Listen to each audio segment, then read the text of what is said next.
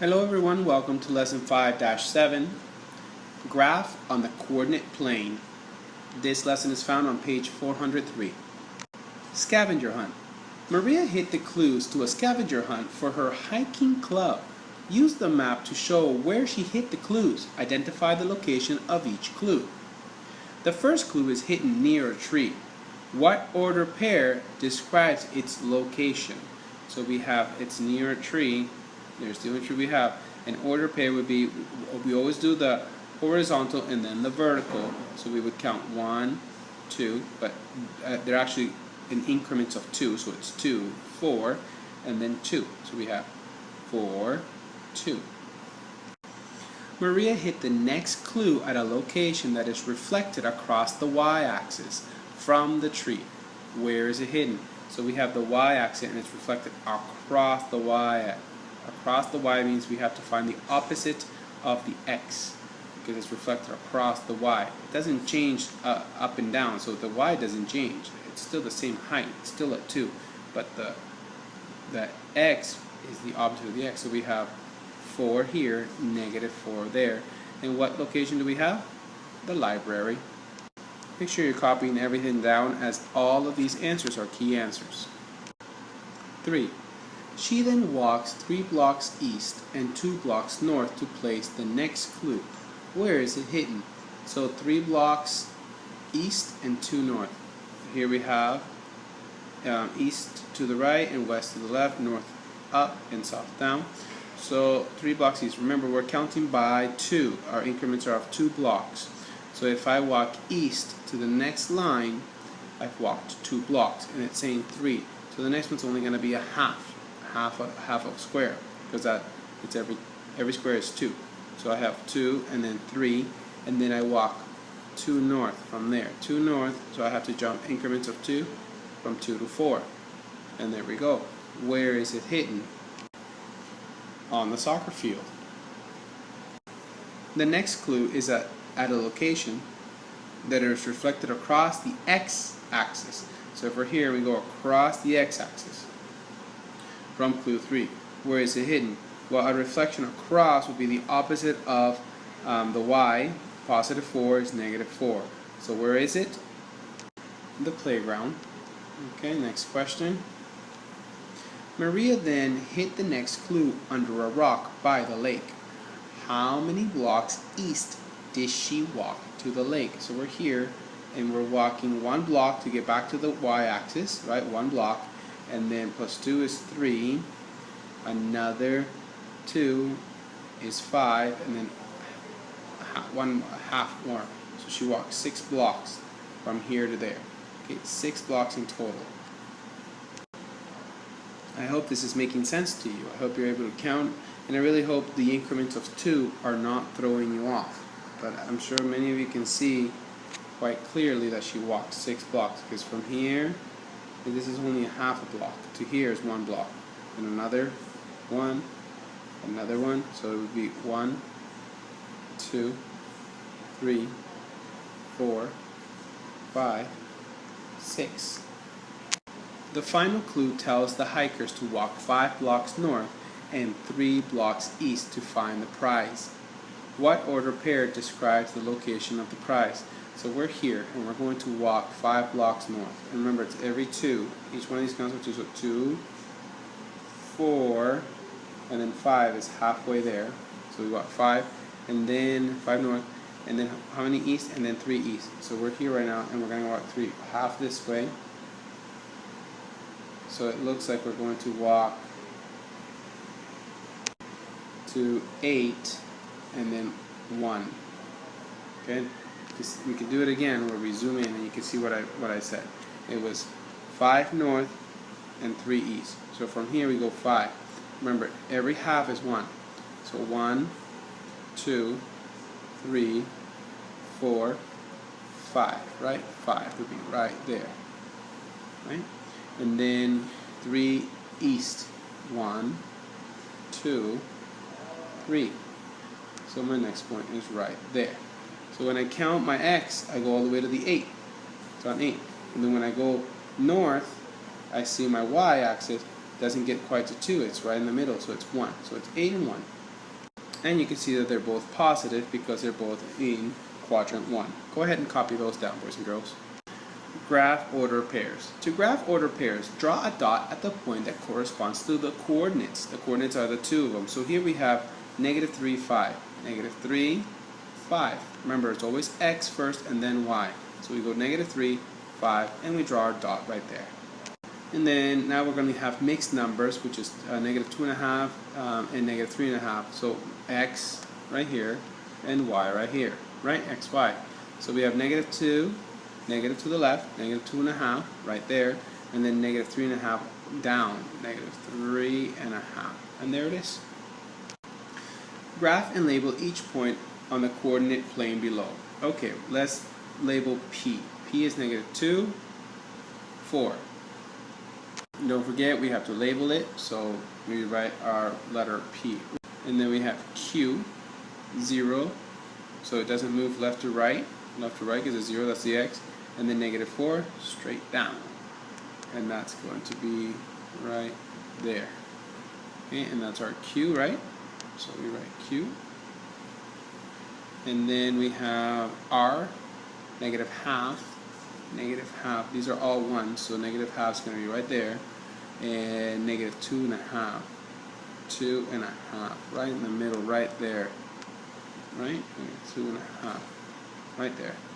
And what letter is that? That is R. Let's pick R. And then finally, S, 4.5 and 1. 4.5, 4 here, and then a half, and then 1 right there, which you can see. So label it. And what letter was that? That is letter S. Okay, I hope you got that, boys and girls. Okay, and here's a little reminder about reflections, how to do reflections. So graph reflections across the coordinate plane. Please follow along. You can graph points that are reflected across the x and y axis. Remember that points reflected across the x-axis will have the same x coordinate, and their y coordinates will be opposites. Points reflected across the y-axis will have the same y coordinate, and their x coordinates will be opposites. Now here's the example. Without even reading any of this, let's just explore so that you can see what we're talking about. We have this point down here and this point up here. It's going across which axis? The x-axis. So if it's going across the x-axis, what's going to change? The y coordinate, because we have to go up and down to go across the x-axis. So the x-axis stays the same, the x coordinate stays the same. The only one that changes is the y. But what if we wanted to go across the other way? If we want to go across the y, you'll see that the y stays the same now. You see 3 and 3. We're just going across, now moving horizontally. So the x has to change. And we have 1.5 here, about -1.5 there. Okay, make note of that, please. Now we can try the bottom of page 405. Graph C, -1, 5. Then graph its reflection across the x. Across the x. We have to cross the x. Okay, so C is -1, 5, -1. There it is. And +5 all the way up here. Wow, really far away, right all the way up here. Okay, I hope you can see that. And now they want us to go across the x. So we have to go across the x. So my 1 is not going to change, boys and girls. What needs to change, so my 1 has been determined by, my -1 has been determined by the x. What needs to change is my vertical. My vertical is my y, because I want to go across all the way down to here. So what will be my new coordinate? Well, my new coordinate, let's call it D, will be -1, -5. Right? So it'll be all the way down there. Now let me label them. This was C, and this is D. Actually, they don't want us to call this one D. They want us to call it this one, I guess, C, and this one down here, C1. So let me just go back here and do that again, where I redraw it, and then it's C1. So I have C on the top and C1 at the bottom. And now we have to find the coordinate D, 2 and 3.5. So we have 2 and then 3.5 right up there. So let's draw a nice red point at 3.5 right there, and we're going to call that D. And now we have to find a reflection, if I'm not mistaken, across the y-axis. So we're going to go across the y at the same distance. So if I'm here, if I'm at 2, I have to be at -2 on this side, but my 3.5 stays the same. Don't forget, the one that changes when we cross the y, the one that changes is the x, because we have to go across down the line on the x. So I'm going to have my 3.5, but now instead of going 2 to the right, I go 2 to the left and 3.5 tops. And we're going to call this one D1. Now you can often use coordinate planes such as this one that you see there to draw patterns or draw maps and so on. So Mr. Martin is using a coordinate plane to design a logo like Adidas or Nike, so on. He graphs points at 2, 4, and 2, -2.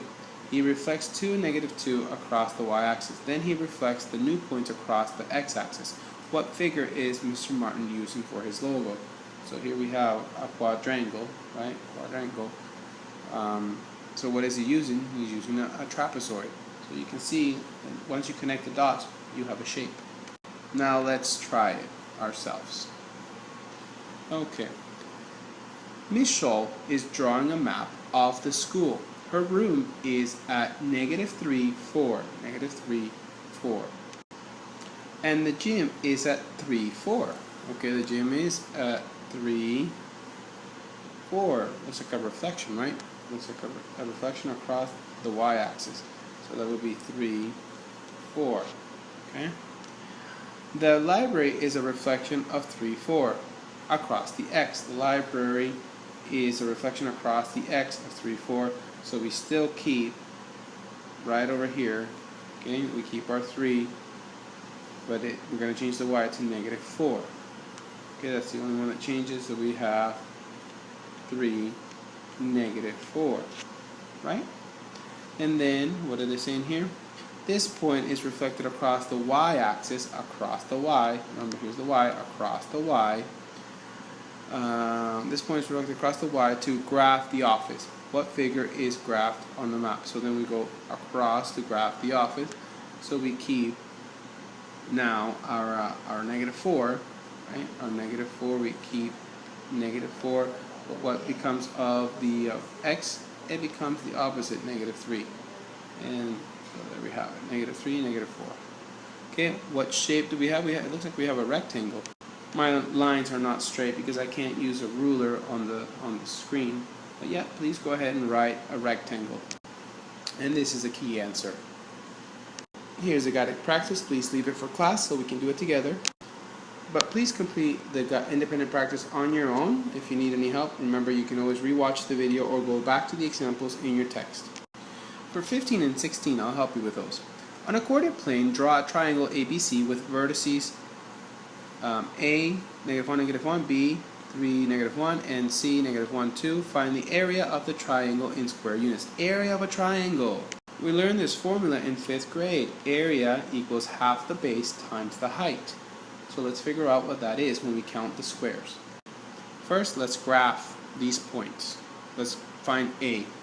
So it's -1, 1, -1, -1, -1, -1. Now we have 3, -1 for B, so we have 3 and -1. And C is -1 and 2 up. You see -1 and 2 up, -1 and 2 up. Okay, now let's connect the dots to make the right angle triangle. Again, I don't have a ruler. But now let's count. We have 1, 2, 3, and 1, 2, 3, 4. So I have my base is 4, and I want half the base. So what's half the base? Well, area equals half my base is going to be 2, right? Because it's 4 here, but I only need half the base. Remember, when you multiply numbers by a half, you get half of that number. So if this is 4, when I multiply it by half, I'm going to get 2. So it's 2. And then my height is 3. So what's my area? Area equals 6 square units. Okay, they don't tell us what the units are, so it's 6 square units. Okay, for the next one, go ahead and graph these points. I'm sure you've become quite the professional at graphing, okay, and at creating reflections. If all 4 points are connected, what figure is graphed? You should get, boys and girls, a trapezoid. A trapezoid. Okay, you can write that on there, but graph it. Please try it. It's for your own good. All right.